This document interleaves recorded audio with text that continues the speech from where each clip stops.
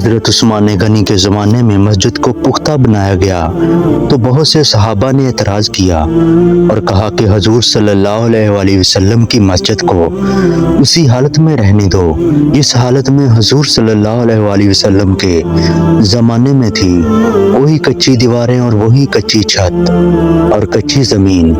تو حضرت عثمان غنی نے فرمایا کہ میں آپ حضرات کے جذبہ کی قدر کرتا ہوں۔ بہت سارے احباب مسجد کو قدیم حالت پر رکھنا چاہتے ہیں۔ حضور صلی اللہ علیہ وآلہ وسلم کے زمانے میں غربت زیادہ تھی، آج مسلمانوں کی حالت اچھی ہے اور مسلمانوں کے پاس حکومت ہے اور مسلمانوں نے اپنے رہنے کے لیے عظیم شان مکان بنا لیے ہیں۔ اگر کسی مسلمان کے دل میں یہ بات آ جائے کہ مسجد سے اچھا تو میرا گھر ہی ہے تو اللہ ناراض ہو جائے گا۔ میری رائے ہے کہ اللہ کا گھر بندوں کے گھر سے اچھا ہونا چاہیے تاکہ اللہ کے گھر کی عظمت ہمارے دلوں میں پیدا ہو۔ حضرت عثمان غنی نے سب سے پہلے مسجد کو پختہ بنایا۔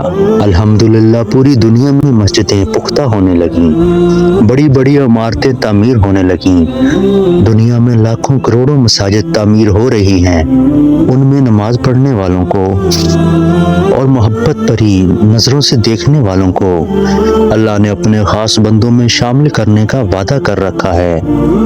اسی لیے حضور نے فرمایا جو لوگ اللہ کے گھر کی تعمیر کریں، مسجدوں کی بنیاد رکھیں تو اللہ رب العزت جنت میں عالیشان محل بنائیں گے۔ دنیا میں آپ مسجد مٹی اور چونے کی بنائیں گے، اینٹ کی بنائیں گے، لیکن اللہ کا احسان دیکھیے کہ جنت میں جو کل ہوگا اس کی اینٹ سونے اور چاندی کی اور گارا مشک و عنبر کا ہوگا، اور اس میں جو درخت ہیں اس کے تنے سونے کے ہیں۔